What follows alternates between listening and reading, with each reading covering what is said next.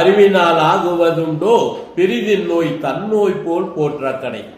இதுல என்ன சொல்றாருன்னா வள்ளுவர் பெருந்தகை, ஏன்னா உலகளாவே நிலையில் எந்த செய்தி எடுத்தாலும் வள்ளுவரை தொடாமல் நம்ம செல்ல முடியாது. குரல் நேற்று கூட நான் பேருந்துல பார்த்தேன் ஐயா.